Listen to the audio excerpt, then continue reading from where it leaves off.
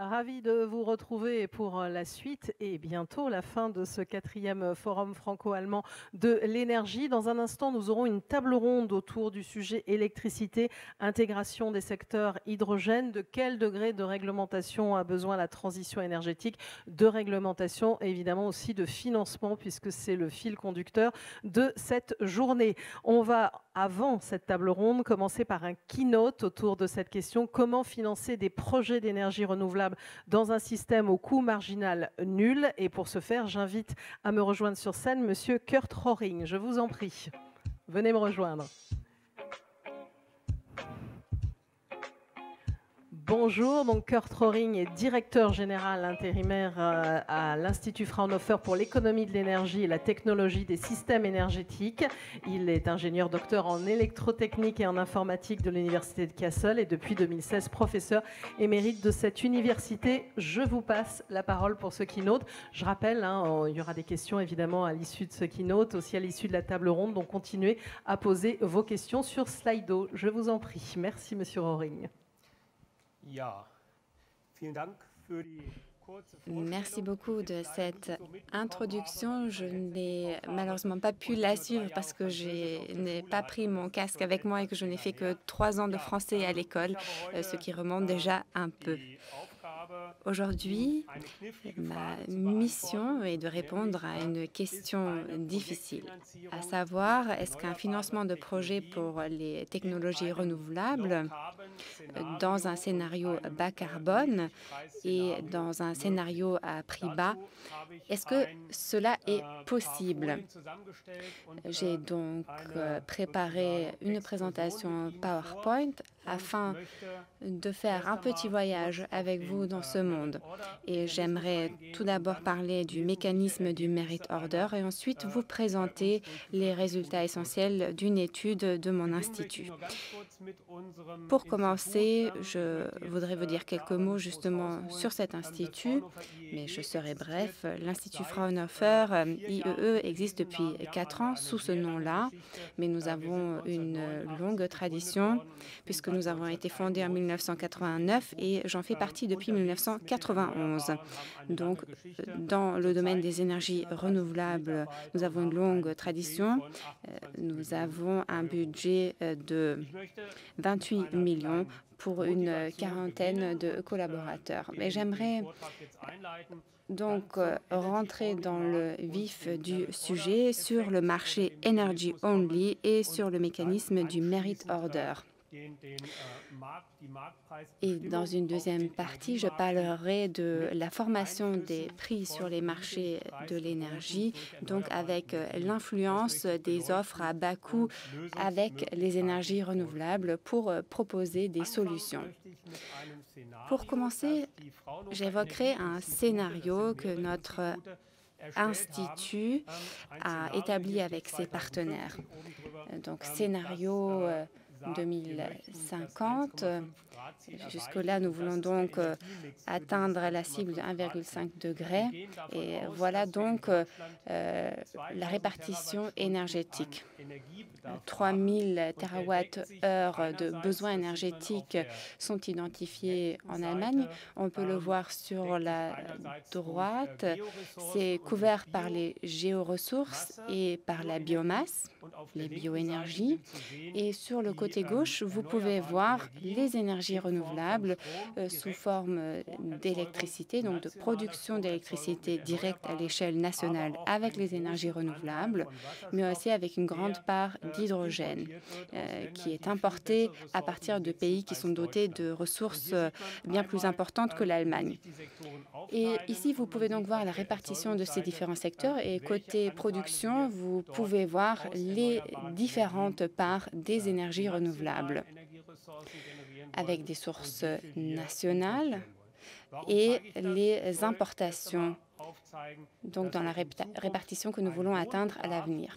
Vous voyez que dans le futur, nous aurons un grand besoin de consommation couplé au secteur, avec beaucoup de consommateurs donc, qui sont très énergivores, très électrivores, et qui ont également un grand besoin d'hydrogène ou de combustible.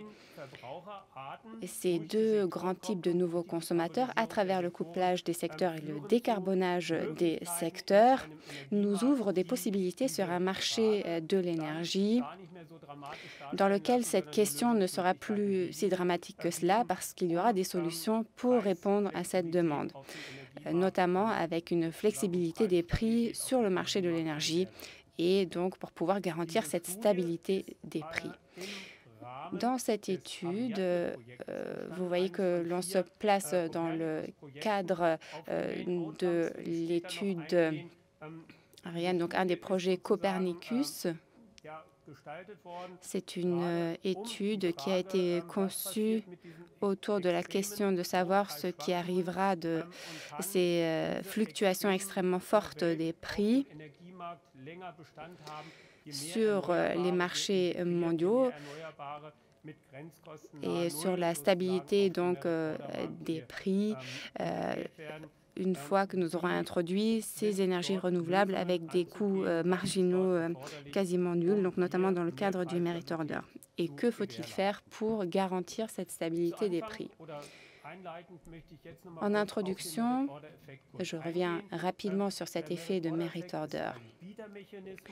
C'est un mécanisme d'enchères qui influe sur les prix, donc l'offre la plus chère d'un paquet d'énergie qui est nécessaire pour couvrir la demande interne, donc couvrir tout juste cette demande. S'il y a peu d'énergie renouvelable qui sont injectées, on le voit en haut de la diapo, à ce moment-là, les carburants fossiles, qui peuvent être assez chers aussi, déterminent les prix. À ce moment-là, le prix de l'énergie, le prix clearing, donc prix d'équilibre, est assez élevé. Alors que s'il y a davantage d'énergie renouvelable, ce prix baisse et vous pouvez voir la différence entre le graphique du haut et le graphique du bas, différences qui sont considérables.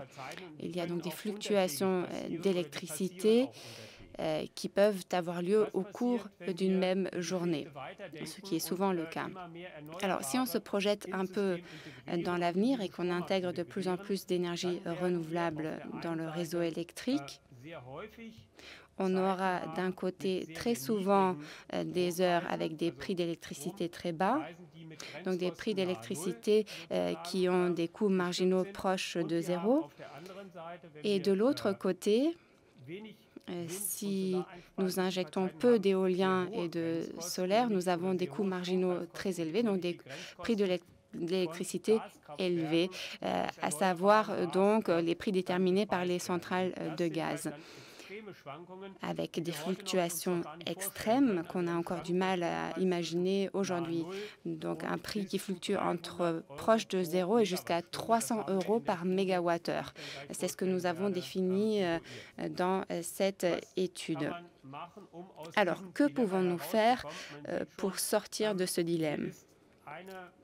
Vous pouvez le voir ici, l'un des paramètres décisifs, ce sera la consommation non élastique, la demande non élastique, qui détermine toujours le prix de l'électricité. Mais avec le couplage des secteurs, nous avons de nouveaux consommateurs qui, dans leur comportement de consommation, sont extrêmement flexibles parce qu'ils peuvent stocker l'énergie ou transformer l'énergie pour réagir à des prix élevés ou à des excédents dans le système. Cela leur permet d'influer sur le prix de l'électricité. C'est pourquoi ces consommateurs flexibles doivent être pris en compte dans la logique du Merit Order afin que les coûts d'opportunité, coûts de besoin puissent influer sur la formation des prix de l'électricité. J'en viens maintenant aux grands résultats de notre étude. Et vous voyez ici donc notre diagramme des charges classées sur le marché de l'électricité et la manière dont cela va évoluer à court terme ou à moyen terme. Vous pouvez voir par exemple les turbines à gaz à cycle ouvert, donc avec par exemple 2000 heures par an, ce qui est déterminant donc pour le prix de l'électricité. Et ensuite, on introduit les énergies renouvelables qui ont des coûts marginaux très bas, ce qui influe encore sur le cycle électrique. Le prix de l'électricité va donc osciller entre 300 euros par mégawatt-heure et quelques euros seulement par mégawatt-heure, donc lissé sur l'année. Il y a donc un besoin très grand de flexibilité et de stockage,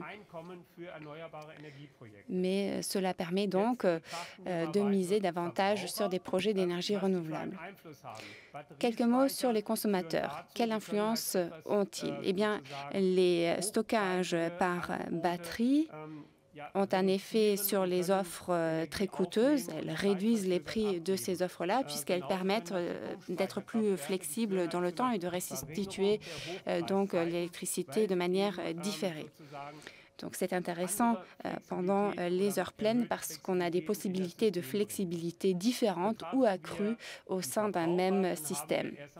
Quand on regarde les consommateurs, on voit par exemple les différents systèmes de chaleur décentralisés, des pompes de chauffage décentralisées qui donc augmentent les prix élevés parce qu'elles sont très inflexibles, elles ne sont pas flexibles du tout. Et donc, nous avons les pompes à chaleur et les climatiseurs qui sont représentés ici de manière à mettre en lumière le fait qu'ils prolongent les périodes de prix élevés. Si les prix sont un peu élevés, c'est favorable pour les énergies renouvelables, mais si ces prix sont trop élevés, c'est bien sûr négatif pour les consommateurs finaux. On peut voir ici des agrégats de distribution de chaleur très rigides. Mais lorsque on les combine avec des pompes à chaleur et avec des centrales de cogénération, on atteint davantage de flexibilité dans le système électrique et dans le système de chauffage. C'est ce qu'on peut voir ici sur ces graphiques où il y a des exigences très différentes en termes d'approvisionnement en chaleur qui peuvent être couverts avec l'électricité. Nous avons ici donc par exemple ces centrales de cogénération qui peuvent être découplées ou utilisées avec des solutions de réserve afin qu'on puisse s'adapter aux différents besoins du réseau de chauffage. Et toutes ces solutions permettent d'optimiser les systèmes propres et le système des prix d'électricité dans leur ensemble. Cela permet donc de répondre à tous les besoins de chauffage. Si l'on inclut ces différents éléments dans notre diagramme des charges classées, on peut voir que cette combinaison engendre des réductions d'un côté, donc durant les heures pleines, mais de l'autre côté, d'autres besoins sont couverts grâce à leur utilisation différée. Et donc, il y a un lissage de la courbe du diagramme sur une année, donc grâce à ces agrégats donc électricité et chauffage très flexibles. D'autres éléments vont être par exemple le secteur des transports. On peut voir ici que les nouveaux besoins dans les transports mènent à des périodes de prix très élevées, mais il y a des transferts plus marginaux dans ce secteur-là. En tout cas, ce que l'on constate, c'est que le besoin d'électricité pour produire l'hydrogène ou le méthane mène à des prix modérés. Il s'agit là des coûts marginaux de la production d'hydrogène parce qu'un électrolyseur, par exemple, est toujours en concurrence avec de l'hydrogène importé à partir d'autres pays, ce qui mène à une modération des prix.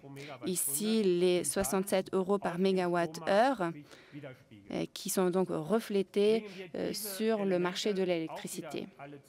Quand on réunit encore une fois ces différents éléments, on peut voir sur le graphique de gauche Donc, cette représentation en cascade, les prix élevés, intermédiaires et les prix bas.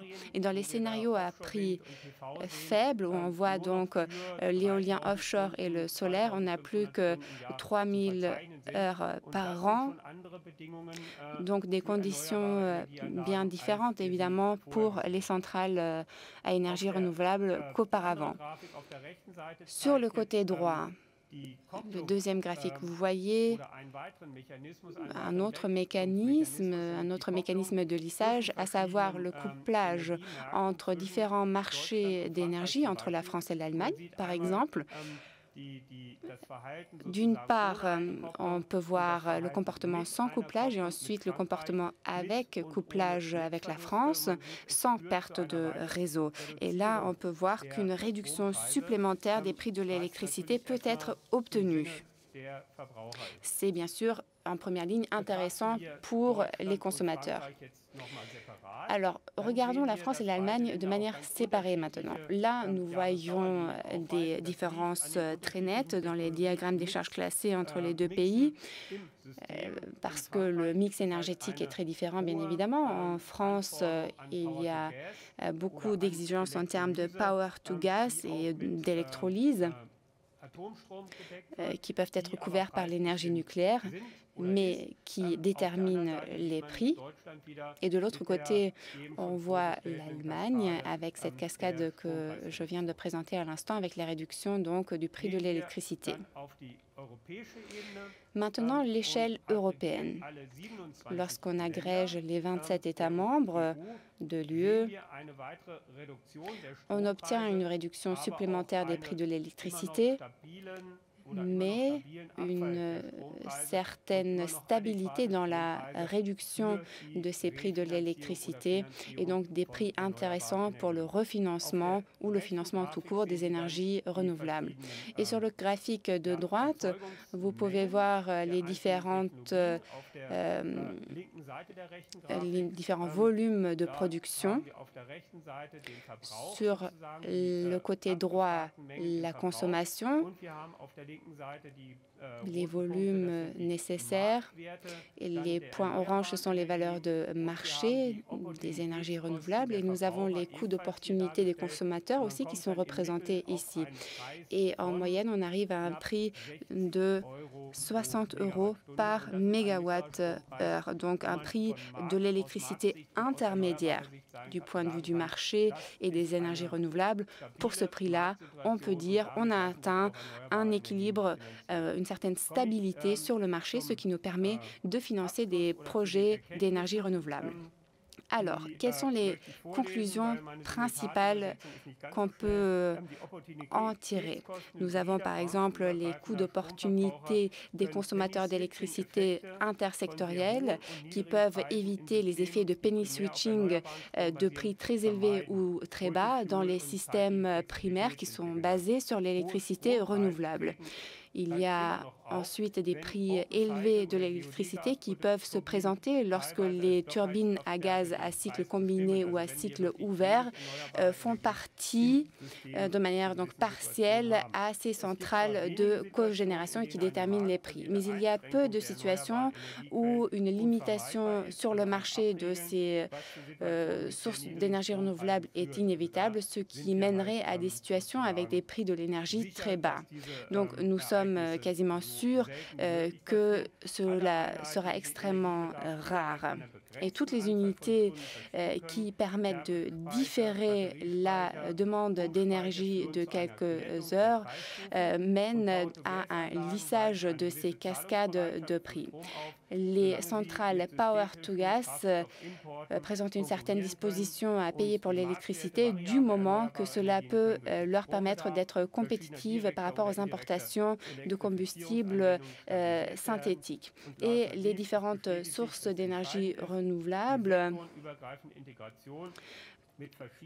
et leur valeur de marché peut être stabilisée par la demande d'électricité de différentes applications d'électrification directe ou indirecte.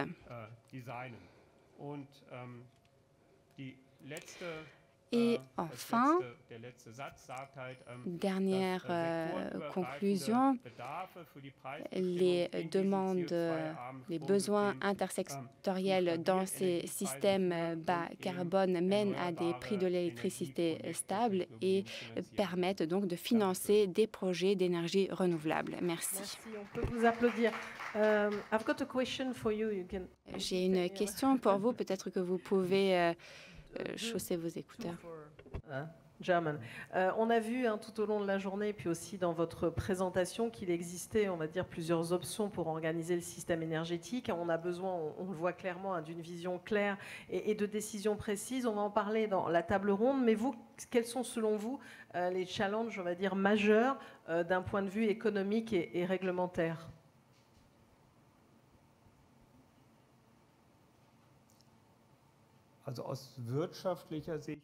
Du point de vue économique, il faut faire en sorte que les énergies renouvelables continuent de pouvoir être financées ou refinancées, à savoir qu'on ne leur coupe pas l'herbe sous les pieds en disant que les énergies renouvelables rendent le déploiement économique impossible. Il faut pour cela concevoir des mécanismes de marché stables et prévisibles, et si cela ne suffit pas, il faut apporter des subventions supplémentaires à travers donc les recettes fiscales ou les différentes contributions énergétiques. Il faut dire que l'Allemagne a une approche assez impitoyable. Pour chaque proposition, il y a 10 mécanismes et propositions réglementaires qui viennent limiter les différentes incitations qui ont pu être mises en place. Et à ce niveau-là, je souhaiterais que le législateur allemand simplifie ces dispositifs pour que les porteurs de projets et ceux qui doivent les évaluer pour le financement peuvent apprécier très rapidement si cela est viable d'un point de vue économique et technique ou si cela ne l'est pas.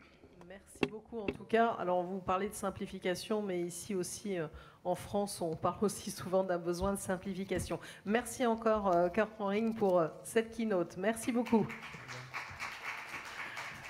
Alors, on va en arriver à la table ronde sur l'électricité, l'intégration des secteurs, l'hydrogène. De quel degré de réglementation a besoin la transition énergétique et aussi de financement? Je vais appeler les intervenants sur scène dans un instant, mais je voudrais vraiment rappeler aussi, on en a parlé depuis ce matin, qu'on est dans des objectifs de décarbonation. Je les rappelle, en France, c'est de réduire les émissions de gaz à effet de serre de 40% en 2030 par rapport à 1990 et de diviser les émissions par 6 d'ici 2050 pour un objectif de neutralité carbone. Là encore, neutralité carbone pour l'Allemagne avec l'objectif de réduire les émissions de gaz à effet de serre de 80 à 95% par rapport au niveau de 1990, toujours les mêmes objectifs. Les énergies renouvelables, elles doivent représenter 30% de la consommation finale d'énergie brute à 2030 et 40% de la production d'électricité en France.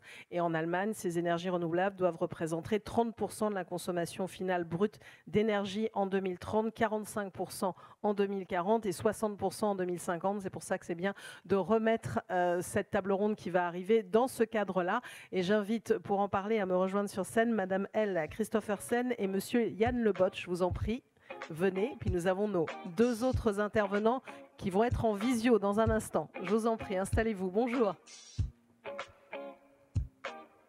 Merci beaucoup d'être avec nous. Alors un premier tour de table et puis j'appellerai aussi nos intervenants qui sont en visio dans un instant. Quelques mots supplémentaires pour vous présenter, même si je vais vous présenter dans vos noms et vos fonctions. Donc c'est le 1 si vous voulez écouter en français, 2 en anglais, 3 en allemand pour préciser par rapport à ce casque. Yann Lebot, bonjour. Vous êtes directeur Renewable Energy Finance pour bien parler français à la Société Générale. Quelques mots supplémentaires pour vous présenter. Oui, bonjour. Effectivement, je suis donc directeur au sein du département de financement d'énergie et plus particulièrement des énergies renouvelables à Société Générale. Ça fait une quinzaine d'années que je travaille dans ce secteur-là à la Société Générale et j'interviens principalement au sein de mon département sur des projets qui sont localisés en Europe continentale et nous avons principalement deux grands types d'activités qui sont le financement de projets directement, donc en fait la constitution de prêts directement auprès de nos clients. Et la deuxième activité qui est l'activité de conseil, donc la structuration des projets au bénéfice de nos clients de façon à en assurer la bancabilité et ensuite la recherche des financements adéquats et l'optimisation pour trouver la meilleure solution de financement. Donc ça, c'est les deux grands pôles d'activité sur lesquels nous travaillons. Bien sûr, évidemment, on parlera de financement dans cette table ronde avec vous, mais pas seulement. J'en profite pour rappeler, parce que ce n'est pas toujours simple de bien approcher le micro de sa bouche. On a tendance parfois à l'oublier. C'est important pour les interprètes qui sont là et pour évidemment bien vous entendre. Merci beaucoup. Elle, Christophersen, merci d'être avec nous, directrice stratégie et intelligence économique chez Total Energy. Alors, quand on parle de Total, on peut dire évidemment c'est une entreprise qu'on connaît, mais qui change de nom aussi. Et c'est important de rappeler aussi ces enjeux pour Total Energy. Oui, absolument. Bonsoir à toutes et à tous. Je me permets de parler en anglais comme on me l'a demandé. Total a changé son nom et est devenu Total Energy, car nous sommes connus comme une entreprise de gaz et de pétrole, mais en réalité, nous investissons massivement dans les énergies renouvelables au cours des 5 dernières années. Nous avons débloqué 3 millions par an de dollars américains pour des projets solaires et éoliens. 3 milliards plutôt par an. Et nous sommes devenus une des 5 plus grandes entreprises, nous le serons d'ici à 2030, une des 5 plus grandes entreprises dans le domaine des renouvelables dans le monde et en Europe, et nous en parlerons. Évidemment, vous allez nous en dire un petit peu plus aussi sur ce qui marche, peut-être ce qui marche moins bien aussi, mais c'est aussi l'enjeu de cette table ronde. Alors nous avons aussi deux intervenants qui sont en visio avec nous. Tania Held, bonjour.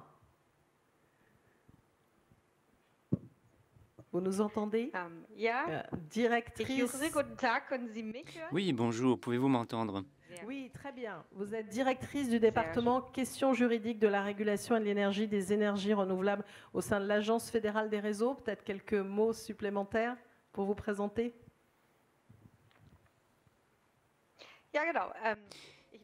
Oui, exactement. Je suis à la tête du département juridique de l'Agence fédérale des réseaux. J'ai une formation juridique et je représente une minorité aujourd'hui parmi tous ces économistes aujourd'hui. Depuis 2007, je fais partie de l'Agence fédérale des réseaux. Pendant 5 ans, j'ai travaillé pour la Commission européenne, à la Commission générale de l'énergie. Et depuis 2018, je suis à la tête du département juridique de cette agence. Quelques mots sur l'Agence fédérale des réseaux, pour ceux qui ne la connaissent pas. Il s'agit de l'instance de régulation en Allemagne. Nous sommes compétents dans le domaine des télécommunications, de l'énergie, de la poste et du rail. Nos domaines concernent le soutien de la compétitivité dans les différents réseaux, donc des compétences classiques. Nous distinguons entre le domaine réglementaire, le réseau, et les marchés concurrentiels de l'énergie. Nous sommes le régulateur traditionnel des marchés de l'énergie, même si, bien sûr, en raison de la transition énergétique, nous nous occupons de d'autres domaines, notamment pour ce qui est de la sortie du charbon, les énergies renouvelables. Donc voilà, quelques mots sur moi-même et mon institution. Je me fais un plaisir d'être avec vous, même si je ne peux pas être à Paris. Merci beaucoup à vous. Et donc notre quatrième intervenant qu'on voit sur l'écran, Andreas Opfermann. Bonjour, vous êtes vice-président exécutif énergie propre de Linde. Peut-être quelques mots là encore pour présenter votre entreprise spécialisée dans les domaines du gaz et de l'ingénierie. Merci beaucoup, Nathalie. Avec plaisir. Je représente le directoire de Linde. Linde est le leader mondial du gaz. Et depuis plus de 100 ans, nous nous intéressons à la question de l'hydrogène. Ce que nombre d'entreprises ont découvert comme un nouveau marché, nous, cela fait partie de notre ADN. Depuis 40 ans, Nous développons des technologies, des innovations en matière d'hydrogène propre, en particulier l'hydrogène vert, et des opportunités énergétiques de l'hydrogène. Nous avons un marché hydrogène à plus de 2,5 milliards.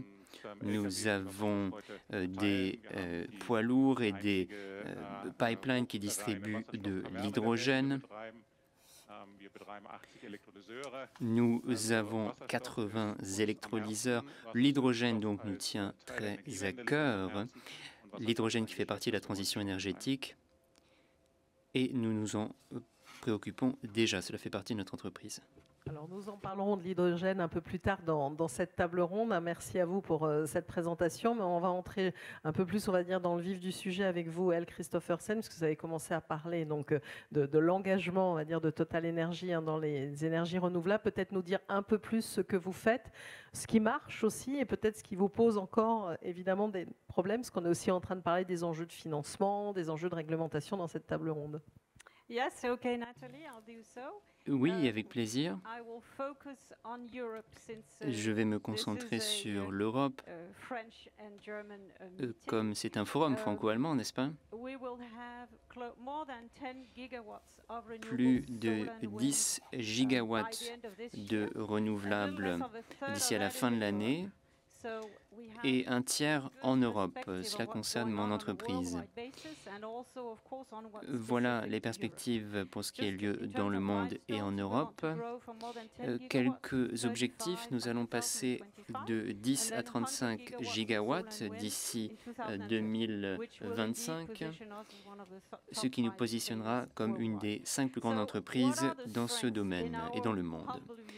Quels sont nos atouts, en toute modestie, et quel est l'atout de l'Union européenne comme un hub des énergies renouvelables? Tout d'abord, notre engagement très clair pour les énergies renouvelables. Nous avons parlé au cours de la journée avec le paquet ajustement à 55. Pourquoi est-ce important lorsqu'on met en œuvre des projets? Bien tout simplement car ce cadre réglementaire nous permet de prendre des risques. L'on parle d'éolien en mer et ces projets sont développés sur 8 ou 10 ans. Donc, c'est un risque important. Et un continent qui est engagé dans la matière permet de prendre ces risques pour des entreprises comme la mienne. Autre atout, un investissement important dans les infrastructures et les réseaux d'électricité. Cela concerne le transport, dont nous avons parlé aujourd'hui, mais aussi la distribution. Cela concerne la capacité du réseau et l'interconnexion des réseaux. C'est un aspect clé pour la souveraineté énergétique de l'Union européenne. Un exemple, au Danemark, le Danemark a beaucoup d'énergie renouvelable, mais le prix des énergies renouvelables au Danemark est déterminé par l'électricité disponible en Allemagne, car l'Allemagne et le Danemark échangent de l'électricité.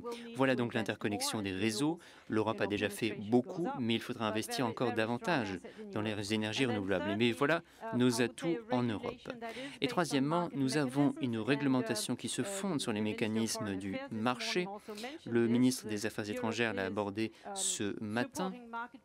L'Europe soutient des mesures fondées sur le marché, ce qui permet de développer des innovations, des corporate PPA, etc., etc. Tout cela est soutenu par le système ETS, donc le marché carbone, et d'autres innovations. 3 domaines dans lesquels nous avons encore des efforts à faire, où l'Europe a encore des efforts à faire. Bien sûr, l'Europe, ce n'est pas un pays. Il y a nombre de pays membres. Et il y a toujours une mosaïque de réglementation selon les États membres. Nous n'allons pas changer cela du jour au lendemain, mais voilà, cela freine nos différents projets. Ensuite, sur le terrain, il y a encore de nombreux goulots d'étranglement, également pour des projets renouvelables, solaires ou éoliens, et il n'est pas facile d'obtenir le feu vert de la part des différentes administrations pour lancer les projets. Dans un pays, En Europe, par exemple, nous faisons face à un délai de 5 ans pour obtenir des permis. Et je ne parle même pas des projets complexes où il y a des oppositions de la part des citoyens, par exemple. Les lourdeurs bureaucratiques sont donc un problème uniquement pour l'attribution de permis. Et enfin, nous constatons une opposition de plus en plus importante dans certains pays en Europe, ce qui signifie concrètement qu'il est de plus en plus difficile de mettre de nouveaux projets sur pied, à la fois en mer et sur terre. Cela concerne le photovoltaïque et l'éolien. Par conséquent, il nous faut une réglementation sur la distribution de l'espace, des terres, et c'est important pour atteindre nos objectifs d'ici à 2050. Et il nous faut une véritable stratégie éolien sur terre et sur mer, comme l'ont fait par exemple des pays Taïwan ou la Corée. Le problème de l'acceptabilité des renouvelables, la disponibilité des terres, devient de plus en plus un problème, en particulier si l'Europe développe son hydrogène vert, car vous le savez, l'hydrogène vert vient des énergies renouvelables et de l'électrolyse. Donc voilà les différents points auxquels il faut absolument s'attaquer. Quelques mots sur notre modèle commercial, peut-être. La traduction pour vous laisser terminer et enchaîner avec le suivant, mais évidemment, je me tournerai à nouveau vers vous. Mais je voulais faire réagir Tania Held à ces questions que vous avez abordées, qui sont quand même majeures, des infrastructures, la planification des infrastructures aussi, qui est majeure évidemment en termes de réglementation, les enjeux aussi d'électrification pour les réseaux.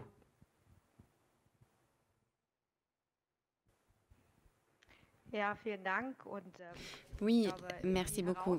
Je crois que les défis qui nous attendent dans le cadre de la transition énergétique ont été très bien identifiés. La sortie du charbon, la production décentralisée, l'éolien, tout cela représente de grands défis pour les réseaux. Et on ne peut y faire face qu'en développant ces réseaux aussi rapidement que possible et en utilisant pleinement toutes les flexibilités mises à disposition par le marché. Ce sont vraiment les deux grands leviers, développer les réseaux et utiliser les flexibilités. En partie, nous ne savons pas encore d'où viendront les nouveaux électrolyseurs et quelle sera la composition du mix énergétique ou comment nous allons nous approvisionner en hydrogène. Ce sont donc de grandes questions à résoudre et bien sûr que les capacités doivent être sécurisées de manière transfrontalière au sein de l'Union européenne. C'est cette sécurité de l'approvisionnement qui sera déterminante à l'avenir. Il faudra miser sur les forces de chaque État membre. Et effectivement, le développement des réseaux n'est pas aussi rapide que ce que tous les acteurs le souhaiteraient. J'interviens dans le domaine de la réglementation des réseaux et mes collègues de l'Agence de réglementation des réseaux en Allemagne mettent vraiment tout en œuvre afin de faire avancer ces questions rapidement, mais les obstacles sont encore nombreux. Sur les flexibilités, je crois que Jean-Michel Glachant a très bien expliqué quels étaient les enjeux. C'est notre deuxième levier en attendant de renforcer les réseaux pour avoir une certaine marge de manœuvre. Et là aussi, les débats sont très animés, très controversés sur les meilleures manières d'y parvenir. Et le meilleur indicateur, à ce titre, il me semble, est le signal prix. Plus le signal prix sera clair et plus nous avancerons rapidement. J'espère que vous m'entendez toujours. Comme Jean-Michel Glachant l'a dit, nous avons besoin donc d'introduire des compteurs intelligents afin de pouvoir réagir finement aux évolutions. Alors, on vous a entendu, il y a une petite coupure, mais on ne vous a pas perdu. On vous retrouvera tout à l'heure pour continuer ces échanges. Je voulais me tourner vers Andrea Sopferman. Sur le sujet, on l'a évoqué ce matin aussi, la question de l'industrie et de la décarbonation de l'industrie est quand même aussi un enjeu majeur dont on parle ici beaucoup en France et aussi en Allemagne. Là encore, quels sont les besoins, on va dire, en termes de régulation pour réussir cette transition énergétique dans l'industrie ?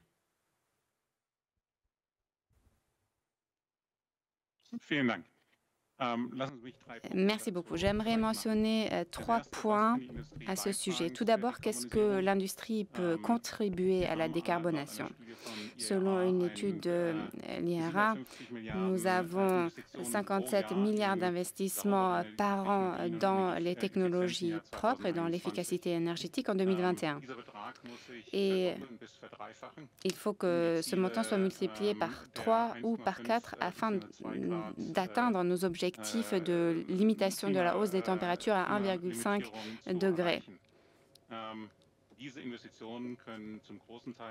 Ces investissements ne peuvent être portés que par l'industrie en grande partie. Et l'industrie a fait les premiers pas en ce sens. Pour cela, nous avons besoin d'innovation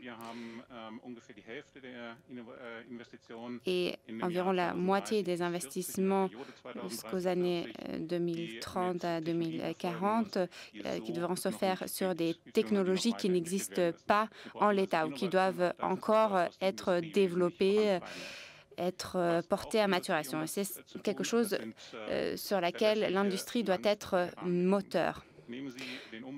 Mais il y a un levier sur lequel l'industrie ne peut pas intervenir, les cadres réglementaires à moyen et long terme. Si l'industrie de l'acier, par exemple, essaie de passer à l'hydrogène, ces investissements doivent être faits sur une période de 30 à 40 ans. Donc, ce fort volume d'investissement ne pourra être porté par l'industrie que si elle dispose d'indications claires d'une tarification carbone qui lui permettront de faire ces investissements, qui lui permettront d'avoir l'hydrogène à disposition à des prix abordables tout au long de cette période. Et il faut donc réglementer avec un plan sur le long terme pour offrir une plus grande visibilité à l'industrie. Troisième point, nous avons beaucoup parlé du marché de l'énergie européen, mais j'aimerais souligner qu'une partie importante de l'hydrogène et des nouvelles réglementations et des politiques énergétiques au cours des prochaines décennies porteront sur la manière dont nos importations d'énergie se reportent sur les énergies renouvelables et non plus sur les sources fossiles. Et donc, l'hydrogène et ses dérivés sera un levier essentiel de cette démarche. Comme ma collègue l'a très bien dit, c'est 60 € par mégawatt-heure pour l'électricité. C'est la base de calcul. Donc, pour passer à l'hydrogène, on peut le comparer avec les prix de l'hydrogène et de l'électricité avec 10 à 20 € par mégawattheure sur les très bons sites éoliens ou solaires, par exemple en Australie. Et l'hydrogène vert est déterminé à 70% par les coûts de l'électricité. Donc, cela montre les nécessités économiques d'importation de l'hydrogène. Nos partenaires commerciaux, partenaires d'import qui ont des situations géographiques plus favorables, eh bien, nous pouvons les choisir de manière plus ciblée et nous pouvons soutenir des pays dans leur développement en diversifiant notamment nos importations. Et nous pouvons créer une possibilité pour un hydrogène renouvelable et donc de l'électricité renouvelable qui pourront être importés dans un marché parce que toutes les études indiquent que les marchés sont sous-approvisionnés dans ces deux secteurs comme les deux oratrices précédentes l'ont dit. Dans l'hydrogène, nous avons besoin d'un couplage secteur donc entre les différentes branches, mais aussi d'un couplage entre différents pays pour que le système soit plus sûr. Nous devons donc choisir les pays à partir desquels nous voulons importer et pour que cela se fasse aussi à des prix intéressants.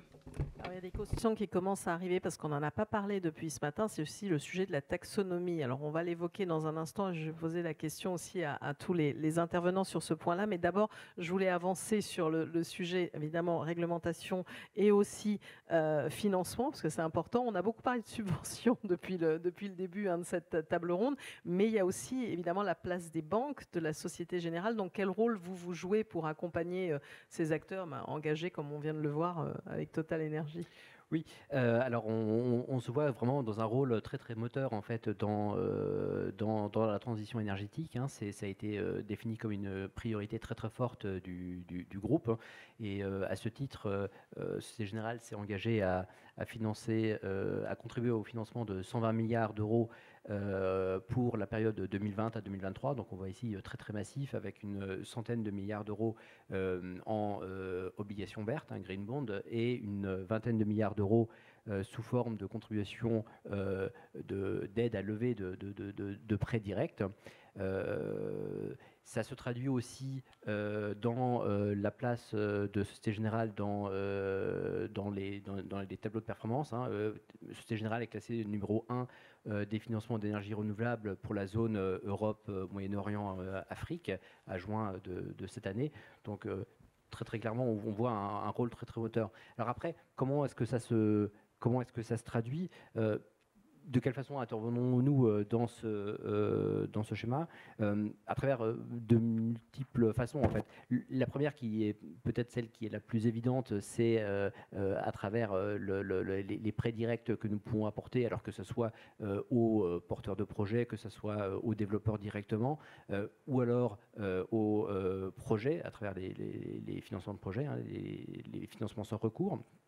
Donc là, un effet de levier très très fort parce que des quotités de financement apportées très très fortes, hein, entre 70 à 85, 90 des fois % des montants d'investissement des projets. Donc un effet de levier multiplicateur. Un effet similaire de multiplication ou de multiplicateur en tout cas du développement des projets à travers les missions de conseil que nous pouvons effectuer. Là, l'idée est d'accompagner les projets dans leur maturation, dans leur structuration pour les faire vivre et arriver à terme le plus vite possible. Après aussi d'autres schémas de levée de financement un peu plus novateurs, que ce soit du financement participatif, du crowdfunding à travers notre plateforme de crowdfunding appelée Lumo, que ce soit à travers la structuration de fonds d'investissement ESG dédiés, hein, donc investissement socialement responsable, qui vont venir mobiliser des poches de capital qui vont être fléchées directement vers la transition énergétique. Et peut-être aussi de façon peut-être un peu plus technique, mais une volonté des banques qui ont mobilisé l'Union européenne pour mettre en place un dispositif d'allègement des contraintes de fonds propres réglementaires pour les banques pour les projets structurels d'infrastructure et de transition énergétique, ce qui in fine permet une consommation plus faible de ce carburant, hein, qui est pour les banques les fonds propres réglementaires, et qui nous permet donc de finalement développer et déployer plus de capital dans cette industrie. Alors on parle beaucoup d'innovation là aussi depuis le début de la matinée. On sait bien parfois les banques préférer ne pas prendre trop de risques quand même? Est-ce que aussi tous ces sujets d'innovation dans ces secteurs-là, c'est aussi quelque chose que vous regardez peut-être en y allant? Comment vous pratiquez, on va dire, cette innovation? C'est un très bon point, puisque de prime abord, l'innovation va un peu à contre-courant des contraintes qu'on s'impose, notamment pour les financements de projets, puisque les financements de projets repose sur une des règles de base qui est on ne finance que des technologies éprouvées. Donc on devrait de prime abord se dire non au financement de l'innovation. Maintenant, non, effectivement, c'est pas vrai. Nous nous voyons aussi comme étant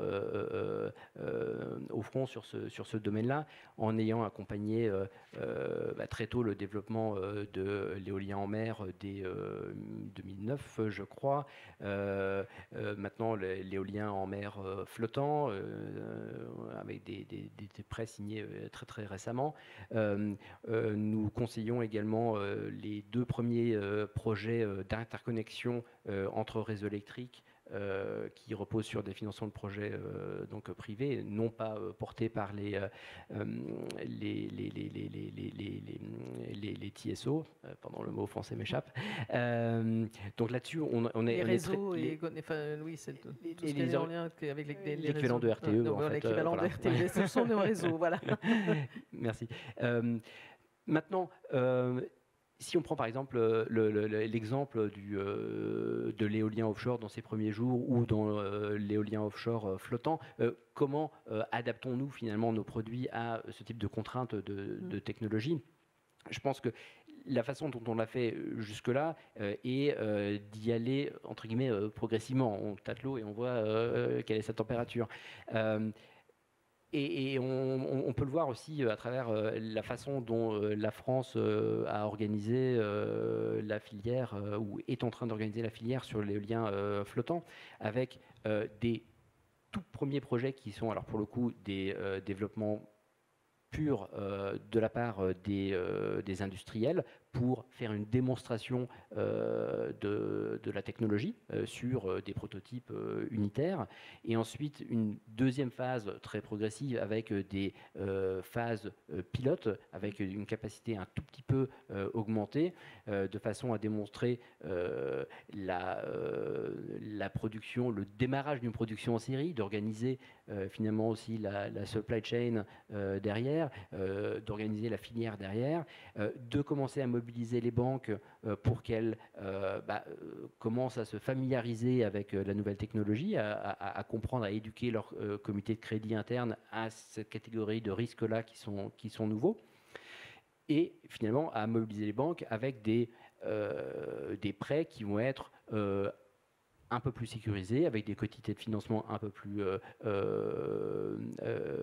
modestes et des sécurisations un petit peu plus fortes, de façon à ce que progressivement, quand on va venir sur des tailles de projets plus grandes, en espérant du coup des déploiements d'appels d'offres réguliers pour justement permettre ce pipeline de projets, de progressivement standardiser ces projets, de mieux comprendre les risques, de aussi avoir une trajectoire baissière des coûts et d'en venir à un domaine plus mature avec des conditions de financement plus établies. Donc on essaye d'être au démarrage en fait de cette chaîne pour rester à notre place au forefront sur ces sujets-là. Oui, alors on va continuer sur la question des modèles économiques, mais je voudrais vraiment aborder la question de la taxonomie, peut-être vous faire réagir, Elle Christophersen, sur cette question-là. Il faut le rappeler, l'objectif de la taxonomie est d'établir un système de qualification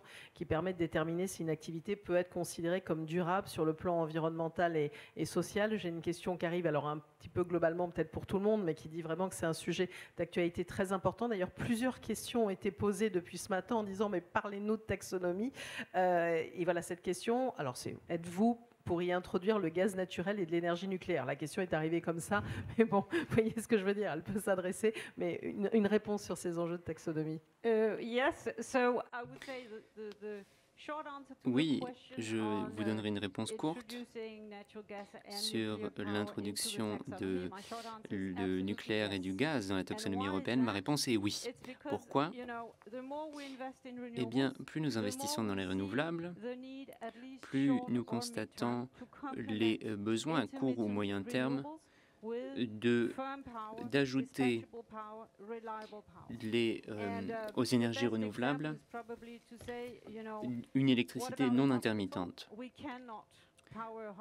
Prenons par exemple l'exemple d'un hôpital. Un hôpital ne peut pas seulement être approvisionné au travers des ENR. Nous devons garantir qu'il y ait un approvisionnement énergétique 24 heures sur 24 sûr. Les énergies renouvelables ont besoin d'un soutien complémentaires. Bien sûr, il y a des énormes avantages des renouvelables, nous en avons parlé aujourd'hui. L'hydrogène peut également, l'hydroélectricité peut également jouer un rôle quand il est disponible, mais ce n'est pas toujours le cas. Le nucléaire également, car le nucléaire est décarboné. Mais je viens d'un pays, le Danemark, qui ne développera jamais le nucléaire. Je pense que nos amis allemands ne sont pas très chauds non plus. Et puis, nous avons le gaz naturel, un combustible fossile, certes, que nous ne pouvons pas utiliser encore très longtemps, mais le gaz naturel est bien plus propre que le charbon. Il peut être utilisé pour produire de l'hydrogène. Il peut être compensé par les techniques de CCS. Nous pensons donc que le gaz naturel a un rôle tout à fait définitif à jouer comme soutien aux renouvelables. Nous avons parlé des batteries, des véhicules électriques, etc. Toutes les technologies complémentaires aux renouvelables, tant qu'elles ne sont pas largement, nous avons besoin du gaz. La taxonomie européenne doit donc prendre en compte le gaz, donc pragmatiquement, peut-être pas à long terme, mais à court ou moyen terme. Alors peut-être la même question. Alors voilà, c'est une idée aussi, il faut réfléchir. J'ai rappelé les objectifs de décarbonation. On a les objectifs 2050, on a le court, le moyen terme et aussi le long terme. Andreas Sopfermann voulait réagir aussi à cette question de taxonomie.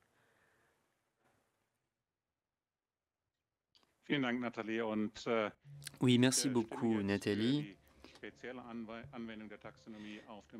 Je suis dans l'avis de ma prédécessrice.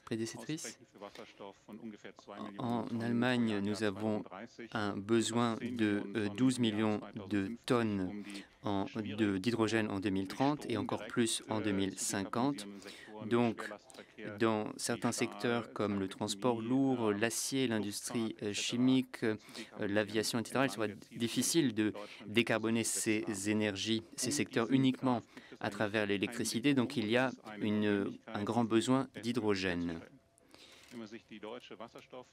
Si l'on s'intéresse à la stratégie allemande sur l'hydrogène, alors les 4 gigawatts de l'électrolyse prévus par ce plan ne représentent que 15% de ce que nous aurons besoin. Donc 85% de nos besoins devront être importés. Cela pourrait se faire à travers un échange en Europe, importation du Danemark, de l'Espagne, donc d'importer de l'électricité grâce à l'hydrogène. Mais nous devrons continuer à importer de l'hydrogène. Bien sûr, il y a différentes préférences pour l'hydrogène de telle ou telle couleur selon les pays. Beaucoup des pays nous disent l'hydrogène vert est bien sûr l'objectif principal, mais prenons par exemple le Taïwan ou la Chine. Eux développent une industrie de l'hydrogène grâce à l'hydrogène gris et ensuite l'on décarbonise l'hydrogène. Les États-Unis, par exemple, 20 sites de production d'hydrogène ont été mis sur pied. Si un de ces sites devait être remplacé par de l'hydrogène vert et non plus de l'hydrogène gris, cela demanderait une production d'électricité extrêmement importante qui n'est pas encore présente aujourd'hui. Que faisons-nous aux États-Unis? La réglementation prévoit que nous pouvons miser sur l'hydrogène vert pour que 25%, nous puissions réduire nos émissions de 25% d'ici à 2035.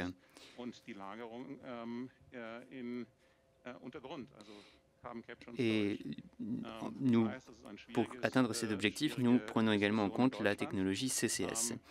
La discussion est difficile en Allemagne. Dans le monde, l'on est plus flexible à l'égard des différentes couleurs d'hydrogène et l'on utilise ce qui est le mieux. Alors qu'en Europe, pour ce qui est de la taxonomie dont nous parlons, plus la taxonomie est large, plus l'industrie a les coups des franges pour faire avancer la transition énergétique et la décarbonation. Tania, elle, peut-être voulait avoir un commentaire sur ce sujet de la taxonomie ou plus globalement rebondir sur ce qui a été dit à la suite de cette table ronde. Eh bien, simplement un petit disclaimer, comme nous sommes l'organe de réglementation et que nous régulons donc le marché sur ce domaine, nous n'avons pas de position officielle sur le mix énergétique ou sur la couleur que devrait avoir l'hydrogène. Mais bien sûr que nous menons des réflexions. Nous sommes conscients du fait que l'électricité verte est prioritaire. Et je crois que nous sommes tous d'accord là-dessus.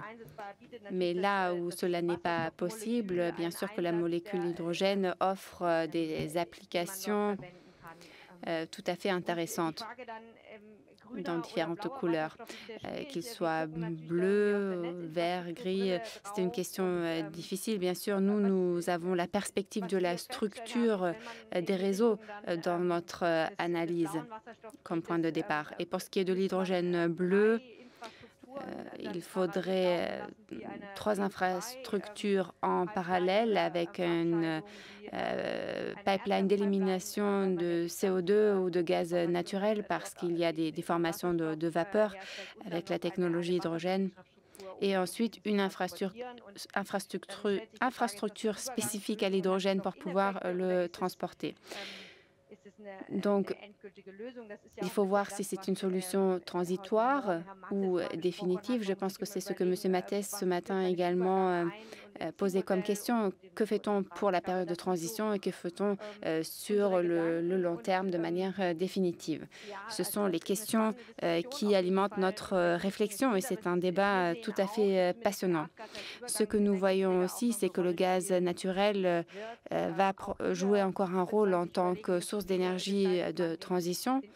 Et là aussi, il faut voir comment nous voulons structurer cette transition pour atteindre nos objectifs. Yann Lebotte voulait ajouter quelque chose aux questions de taxonomie qui pourrait aussi peut-être impacter, on va dire, la finance.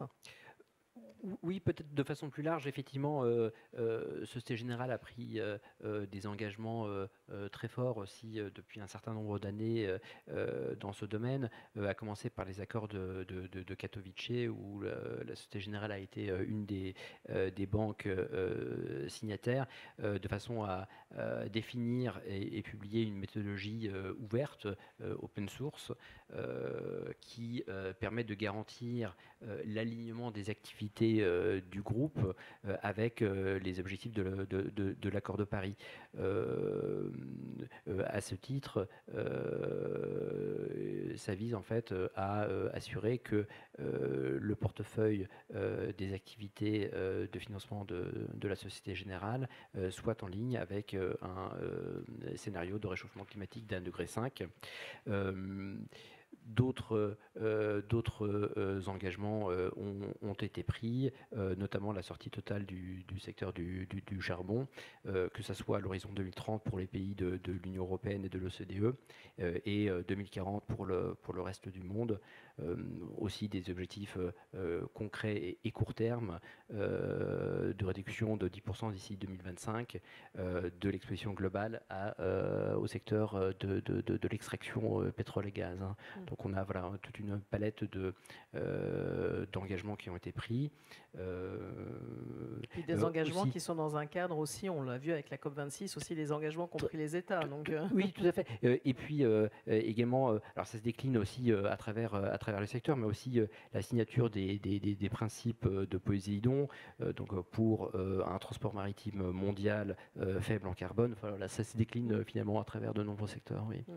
Alors on va en arriver maintenant, parce que je voulais vraiment en parler, parce qu'on parle de réglementation, de régulation, de financement, de se poser la question aussi du modèle économique, comment il peut évoluer. Tout à l'heure, Kurt Rohring parlait toujours d'une nécessité finalement de soutenir les énergies renouvelables. Vous avez parlé notamment du développement des PPA, Christophersen. Comment vous le voyez, ce modèle économique arriver à terme? On parle de prix évidemment de plus en plus compétitifs pour les énergies renouvelables. Est-ce qu'elles auront encore besoin longtemps de soutien? Est-ce qu'on peut envisager autre chose pour l'avenir?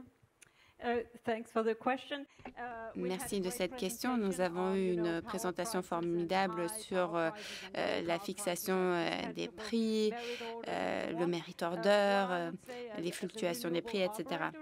En tant qu'opérateur des énergies renouvelables en Europe et dans d'autres parties du monde, nous pouvons voir que le solaire et l'éolien ont atteint un niveau de maturité qui fait qu'ils n'ont plus besoin de prix garantis.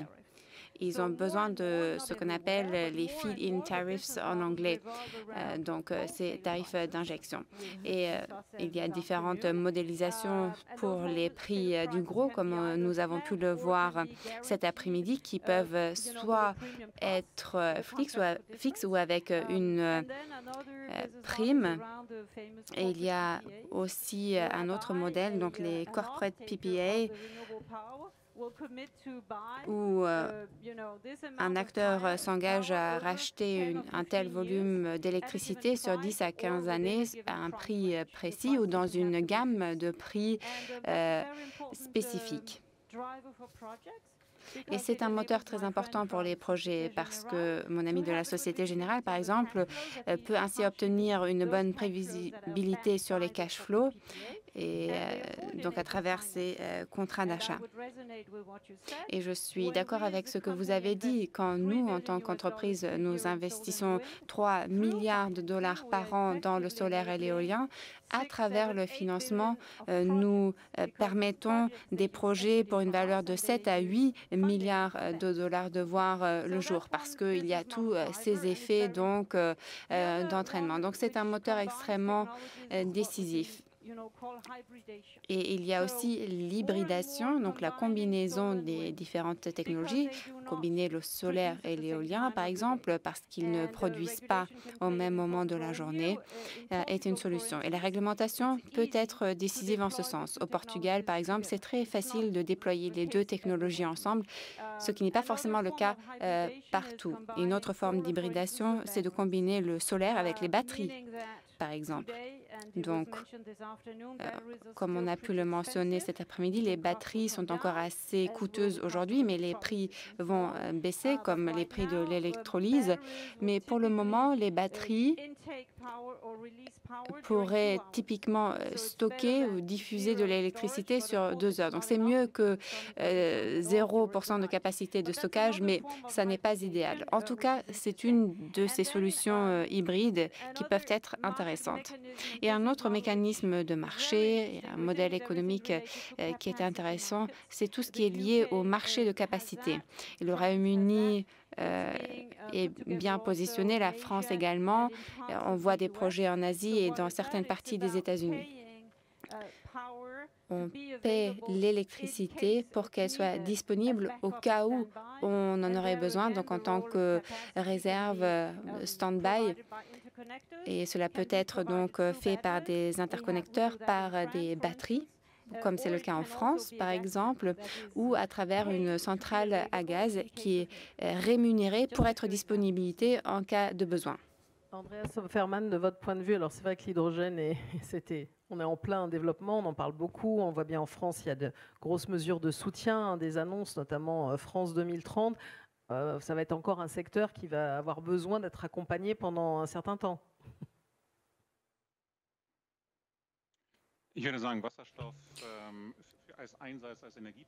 Oui, l'hydrogène comme source d'énergie et non pas comme élément chimique est un des points, est au point où l'étaient les autres énergies renouvelables il y a 10 ou 15 ans. Donc nous faisons face à un grand défi, donc de développer à grande échelle l'hydrogène. C'est possible sur le plan technique, mais doit être réalisé à grande échelle plus rapidement que nous l'avons fait par le passé avec d'autres technologies. De quoi s'agit-il au fond? Il s'agit d'une grandeur de projet de 0,5 milliard d'hydrogène bleu, 1 gigawatt de projet pour l'hydrogène vert, qui se chiffre environ à 1 milliard de dollars. Donc nous parlons de grands projets qui doivent bien être financés, comme il vient d'être dit. Donc, il en va de la question de savoir comment réduire rapidement les coûts, comment réduire le risque pour des grands projets et comment nous, chez Linde, nous pouvons faire notre part d'effort. Nous construisons les plus grandes centrales à gaz actuellement, également sur le plan de l'hydrogène. Et il en va de mettre en œuvre les projets qui puissent être financés. Deuxième élément, construire des projets là où il y a une synergie autour des infrastructures, par exemple dans la région du Golfe. Ensuite, nous devons trouver des partenariats dans le domaine de l'hydrogène vert, par exemple. Nous avons un projet à Oman où nous faisons exactement ce qui vient d'être dit, à savoir de combiner la production d'énergie renouvelable et l'hydrogène. Nous utilisons également des centrales ammoniac qui nous permettent d'être extrêmement compétitives et donc de transformer de l'hydrogène vert en ammoniac et ensuite de l'exporter vers l'Asie et en particulier vers l'Europe. Voilà des projets qui peuvent permettre cette mise en œuvre à grande échelle de l'hydrogène. Nous en avons besoin dans le monde entier. D'ici à 2025, il faudra développer ces projets, des grands projets dont nous avons besoin. Je citais que nous avions besoin de 12 millions de tonnes, environ 10 millions de tonnes d'ici à 2050 d'hydrogène en Allemagne. Voilà les ordres grandeur que nous devons atteindre. Pour ce faire, il nous faut constituer de nouveaux partenariats, pas seulement entre secteurs de l'industrie, mais intersectoriels, pour partager le risque de départ et baisser les coûts au maximum. Nous sommes en bonne voie et nous avons besoin de ce dont nous avons parlé aujourd'hui, moins de risques, moins de réglementation et des débouchés commerciaux qui permettent de rendre ces projets rentables. Nous avons une bonne position de départ, à la fois en France et en Allemagne. Nous sommes des leaders sur le marché pour ce qui est de l'électrolyse, pour ce qui est de la distribution de l'hydrogène. La question est de savoir comment la France, l'Allemagne et l'UE peuvent être compétitifs contre un marché asiatique, des entreprises asiatiques qui sont très agressives dans ce domaine. Et il faut également prendre en compte la composante sociale dans la transition énergétique. C'est important à préciser. Alors, je vois le temps qui passe. Grosso modo, il me reste à peine 5 minutes, donc je voudrais arriver à la conclusion des uns et des autres. J'ai beaucoup de questions qui sont arrivées. Alors, je ne sais pas si vous êtes en mesure, si l'un veut s'emparer de la réponse à cette question, mais je ne suis pas nécessairement sûre que ça puisse vous concerner les uns et les autres. On nous parle de la question des prix. Avec l'évolution du mix électrique, on peut s'attendre à des périodes avec des prix très bas, comme on l'a connu lors du premier confinement, et puis des périodes très élevées, comme ce qu'on connaît. Cette question est directement liée à la question des coûts marginaux de l'énergie. Bon, il n'y a pas vraiment de question, c'est plus un commentaire. Selon vous, quel niveau de nucléaire serait nécessaire dans le mix, dans ce contexte, afin de maintenir des prix de l'électricité à un niveau raisonnable? Voilà, c'est un peu le lien avec cette question. Je ne sais pas si quelqu'un ici est en mesure d'y répondre. Et il y a aussi une question sur le niveau de maturité des solutions de stockage carbone. Peut-on vraiment compter dessus à moyen terme? Voilà, j'ai soumis les questions. Vous avez chacun 1 minute pour conclure ou répondre à une question si vous le voulez. Tania, elle joue pas sa parole.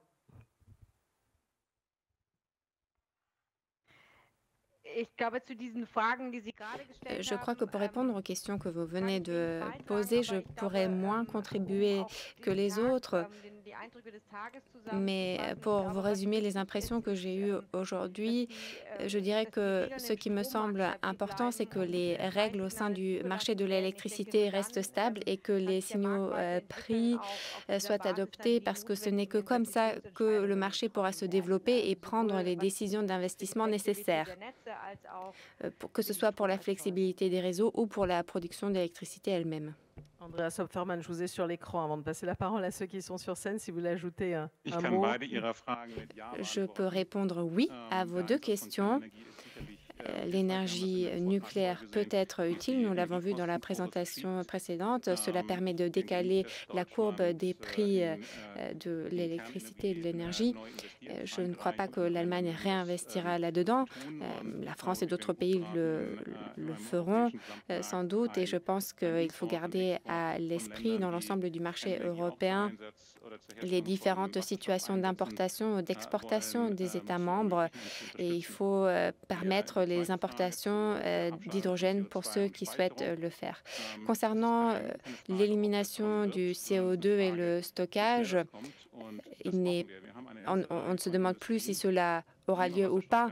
La question est de savoir avec quelle rapidité cela pourrait être mis en œuvre. On ne pourra pas décarboner sans les technologies de CCS. Nous avons les options technologiques dont nous avons besoin et nous avons maintenant besoin d'un prix du CO2 pour inciter les bons comportements. Ce prix du carbone doit être à 80 ou 100 $ la tonne sur le long terme et à ce moment-là, je suis sûre que les acteurs réagiront comme il faut, notamment au niveau de l'hydrogène, là où cela sera soutenu par le volet réglementaire et qu'il y aura une volonté politique. Yann Le Bot, oui, allez-y. Peut-être très rapidement et pour rebondir sur l'intervenant précédent, sur le carbon storage, effectivement, nous voyons ça effectivement comme une des technologies effectivement très importantes à surveiller et à surveiller d'autant plus que nous sommes déjà actifs dans ce domaine-là avec des missions de conseil effectivement qui très tôt, comme pour l'hydrogène, comme pour le flottant il y a quelques années, nous avons accompagné des clients et le font encore actuellement sur la façon de structurer au mieux les opérations pour les rendre bancables et à terme pouvoir mettre en place des financements. Ouais, parce qu'il faut que la technologie aussi arrive là. Il va y avoir beaucoup à faire en la matière.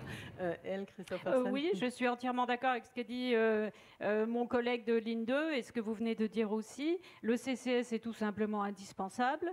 La technologie est là, les coûts doivent baisser, le signal prix du carbone est très important. Nous, chez Total Energy, on utilise un prix du carbone interne à 100 $ la tonne à 2030, ce qui effectivement facilite les études économiques quand on parle de ce type de technologie. Ça vaut pour l'hydrogène comme pour le CCS. Et j'ajouterais juste que l'Europe a une chance, qui sont les champs de pétrole et de gaz en mer du Nord qui commencent à être déplétés. Et ce n'est pas pour rien que la Norvège, la Grande-Bretagne, les Pays-Bas, un peu le Danemark, regardent de très près comment on peut combiner la technologie de CCS, le transport, comme cela a été évoqué, et ensuite l'injection du carbone en mer du Nord. Donc c'est une chance pour l'Europe qu'il faut saisir. Merci beaucoup à vous. On a abordé ces questions de réglementation et de financement. Merci à vous deux ici sur scène. Merci aussi à nos deux intervenants qui étaient en visio. Ce forum n'est pas tout à fait terminé. Je prends toutes mes petites affaires parce que je vais quitter la scène et vous-même aussi pour laisser la place à Patrice Geoffron qui va poursuivre et achever, on va dire, ce forum. Je vous en prie.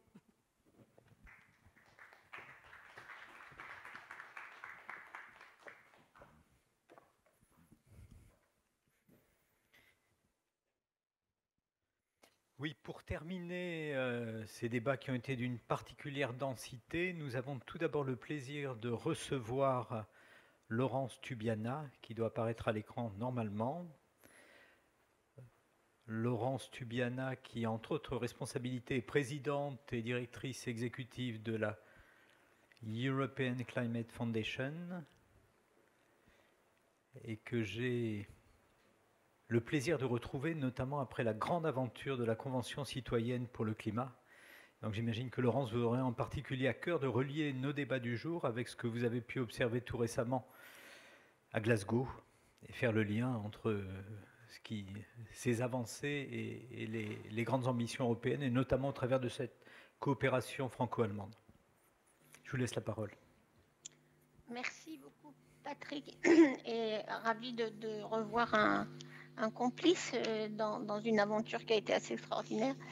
Je crois que les organisateurs m'ont demandé, je les en remercie, de faire un peu, de reprendre les principaux points rapidement de ce que nous avons écouté, qui au fond convergent très largement à la fois sur la gravité du changement climatique, notamment les impacts en matière d'eau, de migration, et la confusion qui a souvent existé entre confondre les coûts de l'action sur le changement climatique avec les investissements, et du coup une perspective sur l'évolution à moyen et long terme de ces investissements dans la transition qui est souvent, sur le plan économique, pas toujours bien comprise. Bon, il est clair évidemment que par rapport à cette crise du marché de l'énergie, les uns et les autres ont bien renforcé le fait que ce n'était pas le problème des renouvelables ou de la transition, que c'était un problème tout à fait différent, à la fois lié aux modalités de la relance économique, mais aussi à l'instabilité du marché du gaz, et du coup l'intérêt de devenir plus autonome, notamment en matière du développement des renouvelables. Et nous avons entendu la commissaire européenne, les différents responsables de la France et de l'Allemagne pour nous dire quelles étaient les priorités. Mais en gros, qui vont évidemment dans la mise en œuvre du Green Deal comme la meilleure des solutions pour la sécurité énergétique. Et puis finalement, c'était très intéressant de voir qu'on a besoin de cette conjonction entre la révolution digitale et la révolution énergétique, que ça, bien sûr, c'est en train de se passer, mais qu'il faudrait sans doute accélérer cette intégration. Et qu'au fond, on a quand même plusieurs scénarios possibles, mais où les renouvelables, en tout cas, et j'y reviendrai tout à l'heure, ont évidemment un rôle important à jouer, à côté, dans les pays qui en ont fait le choix du nucléaire, et puis pour d'autres, avec une combinaison d'un autre mix énergétique. J'ai vu dans la discussion qui vient d'avoir lieu l'intérêt quand même général pour l'hydrogène, avec évidemment les caveats de l'investissement suffisant, de la demande qui doit être construite d'une certaine façon, mais aussi le rôle de la capture du carbone. Bon, je crois qu'évidemment, on peut se dire qu'on a les technologies pour la capture, ça c'est tout à fait clair. Sur le stockage et les lieux de stockage, la durabilité du stockage, ça reste encore des questions qui sont à poser. Mais il me semble qu'on n'a pas la solution, en tout cas vu le niveau des émissions aujourd'hui des énergies fossiles, on n'est pas à l'échelle dans la mise en œuvre ou même la maturité un peu des différentes solutions de capture ou même d'ailleurs de recyclage du carbone, puisque c'est aussi une des options. Donc voilà ce que j'ai retenu, une convergence de vues sur l'analyse de la crise, la nécessité de vraiment intégrer la digitalisation et la régulation, de revoir évidemment le fonctionnement du marché pour le permettre. Donc plein de sujets passionnants pour les mois qui viennent, dans un moment où on veut vraiment accélérer la décarbonation de l'électricité, accélérer l'électrification de l'essentiel, de la consommation d'énergie. Donc un vrai challenge pour savoir si on a les instruments économiques, mais aussi les mécanismes de régulation qui sont adaptés. Moi, j'aimerais revenir, évidemment, revenant de Glasgow, sur... sans doute d'ailleurs, je comprends que Fatih Birol était relativement optimiste sur le résultat. Ce qu'il y a de clair, c'est que l'accord de Paris fonctionne. Glasgow a montré que même si on avait perdu quand même 4 ans avec l'absence des États-Unis dans l'accord, on a eu finalement ce mécanisme chacun a revu sa copie, pas tous. C'est pour cela qu'on a inclus cette clause de revoyure en 2022 tout de suite, pour revoir ces contributions nationales qui ne sont pas en cohérence avec les objectifs globaux de l'accord de Paris. On a eu évidemment une diplomatie climatique européenne très importante. Elle est très importante puisque l'Europe est la région qui a le plan de décarbonation à 2030 le plus clairement articulé, ce qui n'est pas le cas de beaucoup d'autres pays. Et d'une certaine façon, on a eu des engagements forts sur la fin du financement des combustibles fossiles, d'abord de la part du G7 auparavant, de nombreux pays européens, et puis maintenant, évidemment, comme on le sait, d'un certain nombre d'autres acteurs. On voit qu'on a cet aspect de concentration de la problématique autour de la suppression progressive du charbon dans le mix énergétique partout a été évidemment une discussion très importante, très difficile, mais très importante. Et je crois que c'est aussi ce qu'il faut retenir, avec l'idée que les pays se rendent compte et ont accepté l'idée qui n'était pas au rendez-vous et qu'il fallait donc se revoir l'année prochaine pour revoir ces plans climat à la hauteur des risques que nous sommes en train de prendre. Peut-être un point important qui intéresse tout le secteur économique et industriel, la conclusion des règles en matière de marché du carbone, en tout cas dans les échanges entre pays, mais aussi l'établissement de l'acceptation de marchés volontaires qui vont évidemment particulièrement intéresser les entreprises. Il faudra sans doute surveiller de près la qualité de ces échanges, puisque c'est dans la qualité de ces échanges de ces crédits carbone qu'on va voir si ça permet vraiment de réduire les émissions, au-delà évidemment d'optimiser les coûts de réduction à court terme. Donc sans doute un élément important. On a cependant un progrès qui est trop lent. Et il me semble que du coup, le partenariat franco-allemand, et en particulier avec ce qui va se passer dans les 6 prochains mois avec la présidence française de l'Union, la mise en œuvre du Green Deal, du paquet évidemment du juillet, des 55%, la capacité des Européens à être toujours dans la discussion en avance pour proposer des solutions, que ce soit les solutions de solidarité avec un certain nombre de grands pays émergents, comme ce qui est en train de se nouer autour de l'Afrique du Sud, mais aussi ailleurs. C'est quand même là qu'il y a une valeur ajoutée de l'Europe de démonstration de la réalité de la possibilité de cette transition. Effectivement, cet accord de coopération avec l'Afrique du Sud est un excellent exemple, partenariat avec les États-Unis et le Royaume-Uni en particulier, mais c'est quand même les Européens qui ont raccroché tous les bouts, soutenu d'ailleurs le processus de réflexion en Afrique du Sud, et accompagner cette discussion sur la transition. Et au fond, finalement, dans tout le paquet financement du climat qui a été plutôt perçu comme une déception à Glasgow, la seule chose vraiment positive a été de se dire, on voit là, en Afrique du Sud, on a un plan bien construit avec un consensus domestique national important, soutenu par l'Union européenne, centré autour de la sortie du charbon et de la promotion des énergies renouvelables. Et au fond, c'est ça la modalité de coopération moderne auquel il faut arriver. Je trouve que ça, c'était important de voir que et en particulier la France et l'Allemagne, mais pas seulement, beaucoup de pays européens se sont rassemblés autour de cela. Alors, pour moi, le partenariat franco-allemand pour l'investissement renouvelable est central et à l'évidence. Évidemment, la mise en place du nouveau gouvernement allemand, cette présidence française pour le prochain semestre, vont jouer un rôle très important pour se rapprocher de l'objectif qu'on doit avoir si on suit les recommandations de l'Agence internationale de l'énergie, c'est-à-dire d'avoir une électricité sans carbone d'ici 2035, ce qui est normalement l'objectif américain, dont on ne sait pas encore comment ils vont le mettre en œuvre complètement, mais ça veut dire pas de charbon dès que possible, le moins de gaz possible pour soutenir l'énergie solaire et éolienne. Donc le plan de relance européen et le financement apporté au Green Deal, c'est une réussite franco-allemande. Il faut continuer, me semble-t-il, à bâtir sur cette réussite. Cette vision d'une démarche commune de l'emprunt, l'argument économique de l'investissement pour le futur, avec tout l'aspect de transition professionnelle des territoires, mais aussi de l'emploi. L'étude que nous avons conduite avec un certain nombre de scientifiques montre que le scénario de zéro carbone d'électricité en 2035 montre que ça nous donnerait un coup de pouce du PIB européen de plus de 2%, 23 milliards d'euros d'économie sur la facture énergétique des ménages européens, évidemment à condition que le bénéfice se retrouve dans cette facture, et presque 2 millions d'emplois supplémentaires pourraient être créés d'ici à 2050 dans ce domaine de l'énergie propre. Donc, au fond, une vision de l'avenir positive, avec évidemment une question sur comment on va assurer la transition dans un marché qui reste extraordinairement volatile, puisque nous l'avons vu avec la flambée des prix du gaz. Je crois que les impacts vont s'intensifier. On ne peut pas penser que la transition va être linéaire. Elle va s'affronter à des crises et il faut anticiper ces crises.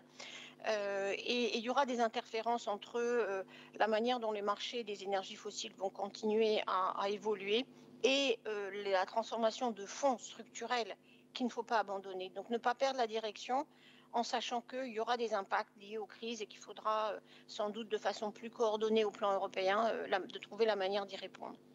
Alors bon, il y a beaucoup de propositions sur la table, on y reviendra.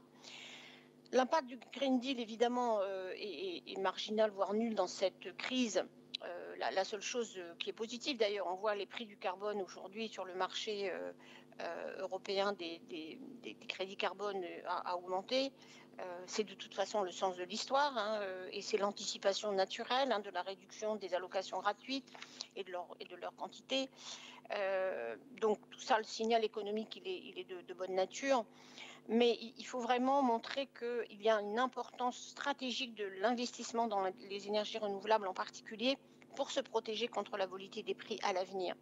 Et les analyses récentes du Center for Research on Energy and Clean Air montrent que la production d'électricité à partir de sources décarbonées a permis d'éviter à l'Union européenne une facture de gaz de 33 milliards d'euros au cours des 3 premiers mois de la pénurie de gaz, c'est-à-dire entre juillet et septembre. Donc déjà, une économie par rapport à l'évolution des marchés. On a une tarification de l'énergie, on le sait, en Europe, qui désavantage le renouvelable. Et il faut sans doute adopter un principe du pollueur-payeur plus clair et surtout démocratiser l'accès à l'énergie, faire la transition renouvelable avec les citoyens, avoir un système auquel les gens adhèrent et en bénéficient. On voit qu'il y a 86% des Européens aujourd'hui qui veulent soutenir les projets d'énergie renouvelable, y compris près de chez eux, mais à condition d'y être impliqués. Si on ne veut pas avoir le syndrome de « pas dans ma cour, not in back my yard » pour l'implantation des éoliennes ou des fermes solaires. Donc, se sentir impliqué, avoir son mot à dire, avoir une participation dans le projet local, en voir les bénéfices pour l'économie locale, c'est la condition d'élargir considérablement le champ des énergies renouvelables en Europe. Et j'en veux pour preuve le succès des coopératives énergétiques en Allemagne. Je trouve que ça peut servir d'exemple à la France, qui d'ailleurs réfléchit sur ce thème de la décentralisation de la production. Et faire avec les citoyens, c'est vraiment pas un luxe. Et c'est vrai que cela me ramène à cette expérience de la Convention citoyenne. C'est essentiel pour l'acceptation et la rapidité de la transition. Sans cela, on va se retrouver avec des séries d'obstacles, de refus qui nous bloqueront. Et les hautes autorités judiciaires, je vois la décision de la Cour de Karlsruhe, du Conseil d'État, qui ont jugé en France et en Allemagne les efforts des gouvernements inadéquats. C'est un mandat clair pour l'ambition et les citoyens ne feront que devenir plus intransigeants au fur et à mesure que l'urgence s'intensifie. Donc au fond, j'aimerais dire qu'il nous faut qu'on intègre le Green Deal dans chaque pays. Évidemment, l'énergie joue un rôle central. Il faut que chacun façonne son propre Green Deal, y compris au niveau local, ce dont je parlais tout à l'heure. Il faut que ces citoyens soient impliqués. Et il me semble que dans la prochaine présidence française de l'UE, en lien avec évidemment le gouvernement allemand et la société allemande, je dirais plus généralement, il faut montrer l'importance d'emmener tout le monde vers ce paquet des 55% qui suppose de fait une transformation extraordinairement profonde. Donc je vois quelques points en tout cas d'urgence.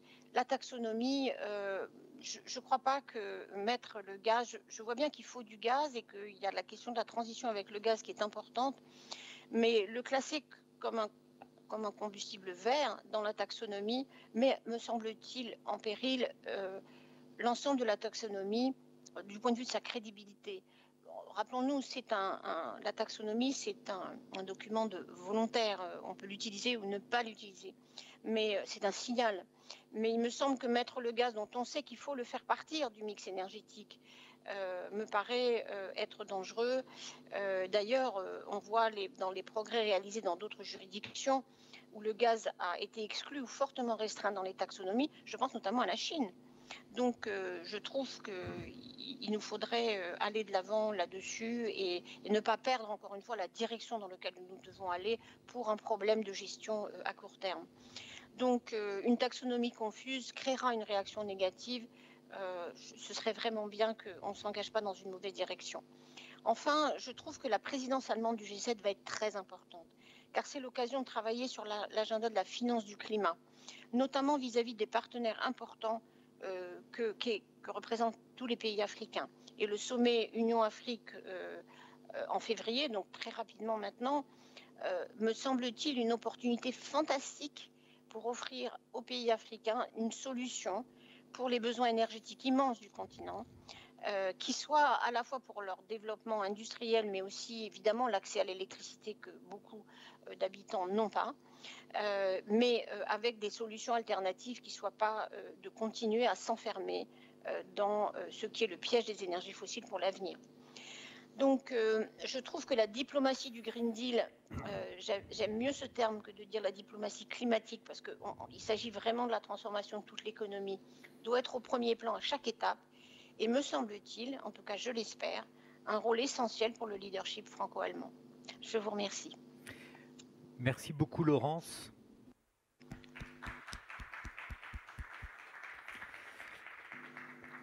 À la fois pour cette synthèse, pour nous avoir partagé les échos de Glasgow en complément de ce qui nous avait été dit en début de journée par Fatih Birol, et puis pour avoir rappelé d'une manière qui m'est apparue particulièrement convaincante les responsabilités spécifiques et des Européens au cœur de tout ça, de la France et de l'Allemagne, au travers de la présidence française prochainement. Et puis vous avez rappelé également cette opportunité qui est la présidence allemande du G7 et globalement évidemment cette importance de ces leviers diplomatiques. Un grand merci, et pour conclure au-delà de cette synthèse, j'appelle maintenant Laurent Michel, qui est directeur général de l'énergie et du climat, et à qui il revient, au terme de cette journée particulièrement dense, la lourde tâche de conclure. Je vous en prie. Merci beaucoup. Bonjour, bonsoir à toutes et tous. C'est une lourde tâche, d'autant plus de succéder à Laurence Tubiana, qui a fait une synthèse avec sa compétence très acérée que l'on lui connaît, sa vision très large de la France et de l'Allemagne jusqu'au monde. Ça m'évitera aussi néanmoins de répéter ce qu'elle a dit bien mieux que je ne le pourrais le dire. Ce que la ministre m'a demandé, c'est néanmoins de vous adresser quelques mots au nom du ministère de la Transition écologique. Le mot de conclusion est d'abord de remercier l'ensemble des intervenants, nos animateurs aussi qui ont animé et organisé ces débats, puis toutes les équipes qui ont assuré la préparation du forum, dont notamment l'Office franco-allemand de la transition énergétique, et puis évidemment aussi tous les participants, nombreux à distance. Il y avait plus de 700 inscrits, je crois qu'on a eu les 700 participants, m'a-t-on dit, en ligne. Donc c'est une réussite pour ce 4e forum franco-allemand de l'énergie, qui était en 15 ans d'OFAT, je crois, le premier à se tenir en France, même si de nombreuses manifestations de l'OFAT ont évidemment lieu en France. Alors, on l'a évoqué, nous avons un objectif commun, c'est la neutralité carbone en 2050. Et je dirais surtout, c'est aussi réduire immédiatement et rapidement les émissions. Ce qu'on nous demande maintenant, c'est la crédibilité aussi de l'objectif 2030 en France, en Allemagne, en Europe et ailleurs. 2030 comme premier pas vers la neutralité carbone, mais aussi parce que le CO2 s'accumule. C'est pas juste y être en 2050. Ceci est une évidence, mais je crois qu'on est maintenant vraiment... On a un double enjeu, c'est déterminer des changements structurels qui vont mettre du temps à se mettre en œuvre, mais aussi les démarrer très vite sans attendre. On sait que le chemin est encore long et plein d'aventures et de changements qu'on n'arrivera pas toujours à anticiper. On sait que la mobilisation de tous est importante et la responsabilité européenne et entre autres la coopération franco-allemande, mais plus largement européenne, vont être clés dans cette aventure. Comme l'a rappelé ce matin Barbara Pompili, on peut ramener, en simplifiant peut-être, mais quand même vraiment à 2 grands piliers la transition pour atteindre ces objectifs climatiques. D'une part, la réduction des consommations et d'autre part, la décarbonation de la société et des énergies consommées. Mais la décarbonation, c'est plus global d'ailleurs que l'énergie. Rappelons que ça doit aussi concerner d'autres secteurs non énergétiques pour lesquels ce n'est pas si simple comme l'agriculture. Cela induira, on l'a dit, on le voit en France avec la récente étude de RTE, mais on le perçoit ailleurs, un renforcement de l'électrification d'un certain nombre d'usages. Je vous rappelle, pour mémoire, l'étude RTE estime qu'on fera de l'ordre de on doit faire de l'ordre de moins de 40% de consommation finale d'énergie, et vite, et d'abord sur les fossiles, et aussi d'ici 2050, pardon, et quand même de l'ordre de 35 à plus 40% de consommation d'électricité, voire plus, avec divers transferts d'usage. Cette transition, elle est complexe. Elle a des coûts d'investissement, des coûts de transition. Sans angélisme, elle doit être aussi une opportunité, une nécessité, ou faisons de nécessité opportunité. de changement de comportement, évidemment de réduction de dépendance aux énergies fossiles, un certain nombre d'importations et à la volatilité des prix de marché, même si les marchés eux-mêmes ont plein de vertus de révéler un certain nombre de coûts et d'équilibres. On ne jette pas tout là-dedans, évidemment. Et donc, dans cette transition, il faudra qu'un certain nombre d'acteurs, consommateurs, citoyens, organismes publics, entreprises, soient autant que possible, ces consommateurs, des gagnants et des acteurs de cette transition énergétique, sans angélisme ni catastrophisme. Il faut qu'on trouve un volontarisme concret. Alors, cela va entraîner de nombreux challenges, ça entraîne déjà nécessaire évolution des marchés, des modes de financement d'un certain nombre d'infrastructures, dont les installations de production d'énergie décarbonée, renouvelables en particulier ou autres, y compris nucléaires, infrastructures de transport, de flexibilité, de couplage des secteurs et aussi des enjeux, je pense, de financement de l'efficacité énergétique et des investissements. Bien entendu, il existe des réglementations qui sont des drivers puissants, il existe des mécanismes comme les certificats d'économie d'énergie, il existe un certain nombre de mécanismes de prêts, de garanties, de fonds, etc. Mais je crois qu'il ne faut pas qu'on oublie ce financement de l'efficacité énergétique et ou des changements d'usage qui d'ailleurs parfois sont couplés. Ce n'est pas le plus simple, d'autant que financer quelque chose qui se traduit par une disparition, c'est plus compliqué que de financer quelque chose qui se voit plus facilement. Je crois que c'est parfois complexe. Mais on aura aussi à appréhender l'utilisation grandissante de nouveaux vecteurs énergétiques. L'hydrogène a été largement évoqué entre son rôle propre de décarbonation ou sa capacité à coupler les différents systèmes, mais qu'adviendra-t-il de gaz renouvelables sous diverses formes ou de carburants durables de diverses origines? Ce sont des enjeux. Je crois que ça sera aussi un ensemble de changements dans des modèles de consommation, d'habitat, d'aménagement, de transport, de modèles économiques globaux, de production, dans certains cas de changements sociétaux. Notre gouvernement ne croit pas, ne plaide pas pour des visions autarciques d'une grande austérité, mais par l'économie circulaire, par des modes de conception de la production, de la consommation et de l'aménagement, on peut et on doit faire mieux. Et c'est nécessaire parce que à un moment, même électrifier l'énergie, c'est compliqué à produire, transporter, cher, et à un moment, ça ne devient pas décarboné comme ça. On aura aussi des évolutions moi je ne dirais pas plus de décentralisation, je dirais plus de niveaux qui se renforceront et devront se compléter. Centralisation, ça reste important d'avoir des grands réseaux, c'est des atouts.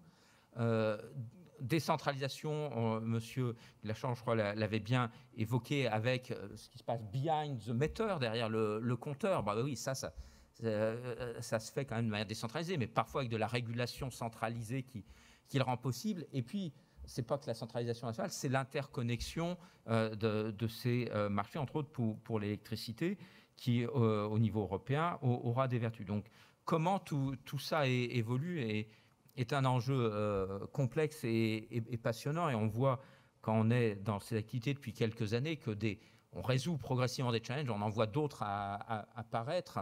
Aujourd'hui, tout le monde nous pose la question, quel pourrait être le cadre régulatoire du transport d'hydrogène à longue distance? Et certains nous disent, mais non, on transporte l'électricité et puis on fait l'hydrogène là où c'est nécessaire. Et puis d'autres nous disent, mais non, qu'il va falloir progressivement coupler entre des bassins de production d'hydrogène. C'était quand même, c'est des questions économiques, d'orientation, de technologie et de régulation qui sont balbutiantes et il y a 10 ans, quand le premier boom de l'hydrogène a échoué, ces questions n'ont pas été traitées, puisqu'on n'avait pas de sujet à traiter. Et donc, on va avoir pour les puissances publiques un rôle important et complexe d'accompagnement de cette transition, soutien financier, ces cadres réglementaires et régulatoires adaptés. Réglementation et régulation peuvent se compléter, non pas pour but de dire tout ce qu'il faut faire, ont pour but de rendre, dans certains cas, de dire et faisons comme ça, et faisons ça en termes de moyens ou d'objectifs, mais aussi de rendre possible, quitte à faire évoluer quand ça ne marche pas ou quand ça marche trop bien et qu'il y a soit des abus, soit des absences ensuite de nécessité de soutien et de régulation. Si on peut supprimer, faisons-le. Mais évidemment, la puissance publique elle est à de nombreuses échelles, et puis elle n'est pas seule, elle est européenne, elle est nationale, elle est des collectivités locales, mais elle n'est pas seule, elle a son rôle d'entraînement, mais le succès ou l'échec, y compris parfois des jugements des tribunaux, sont importants, des signaux importants pour les États, quels qu'ils soient, mais c'est aussi un signal globalement pour la société ça sera le travail de tous, donc entreprises, porteurs de projets, collectivités, associations, citoyens ont évidemment un rôle très important à jouer de mise en œuvre, mais aussi de propositions, car tout ne découlera pas, même si on est là pour parler de scénarios qui sont macro, qui découlent du paquet Fit for 55, d'une implémentation nationale, de grands mécanismes internationaux comme le mécanisme d'ajustement carbone aux frontières. Tout ne viendra pas que de ça. Et puis même pour faire ça, par exemple, si on prend le mécanisme d'ajustement carbone aux frontières, une fois qu'on l'a décrit en 4 phrases simples, on a bien besoin d'en parler avec tout le monde, acteurs européens et internationaux, pour le construire théoriquement et ensuite concrètement. Donc un rôle de tous. Cela permet à nous tous, et en particulier à l'OFAT, qui a organisé ce débat, de se dire que ces débats qu'on a eus aujourd'hui, ils vont inévitablement se poursuivre et s'intensifier, tant sur la conception des politiques que sur la réalisation, la delivery ou le dernier kilomètre.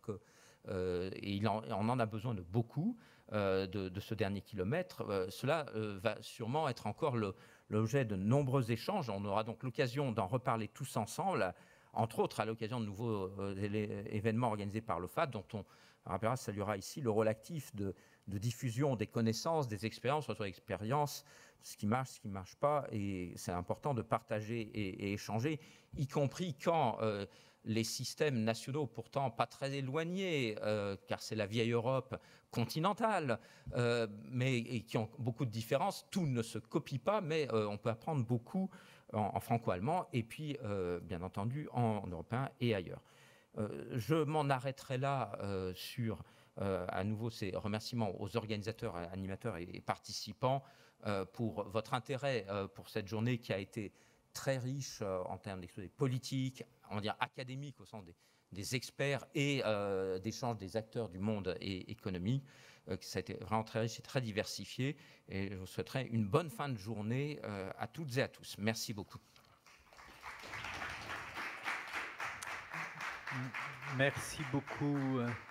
Merci beaucoup Laurent Michel. La journée avait commencé avec Fatih Birol qui nous disait qu'à l'heure actuelle, 90% des émissions mondiales étaient dans des pays qui sont engagés à être neutres en carbone quelque part au milieu du siècle. Mais nous rappelons par ailleurs que la question qui se pose à nous, c'est que fait-on ici et maintenant ? Et il me semble que toute la journée a été traversée par ces questions. Que fait-on ici à Paris, ici à Berlin et ici en Europe ?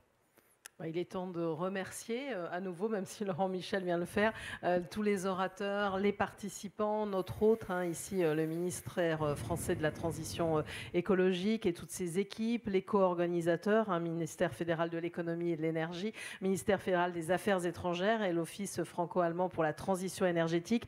Un grand merci également, parce que c'est un travail qui n'était pas simple, en français, en anglais, en allemand, aux interprètes. Ils étaient 9 en cabine, donc vraiment merci à eux, à toutes les équipes techniques qui sont là derrière en coulisses, Sandrine en particulier, je ne connais pas les prénoms de tout le monde, mais un grand merci. Personnellement, merci à Sarah qui a aidé à préparer, il y a Tim aussi qui vous a aidé aussi, Patrice, on peut tous les remercier. Les présentations seront disponibles sur le site web pour les participants à partir de la semaine prochaine et un résumé également sera envoyé par email à tous les participants. Oui, je vais surajouter sur les remerciements pour l'organisation. Moi, en tant qu'universitaire aguerri, j'ai passé des dizaines d'années à organiser des conférences dans des conditions universitaires, c'est-à-dire plutôt bancales, et aujourd'hui c'était vraiment merveilleux. Donc un grand merci à l'OFAT, au ministère et aux différents partenaires. Au-delà de ça, on m'a demandé de dire 2 choses que j'ai déjà à moitié oubliées. Alors d'une part qu'on va trouver non seulement les présentations, mais des tas de publications passionnantes sur le site de l'OFAT, et de vous donner rendez-vous, si tout va bien, en novembre 2022, et à Berlin, m'a-t-on dit, très probablement. Merci, bonne soirée. Merci beaucoup, bonne soirée.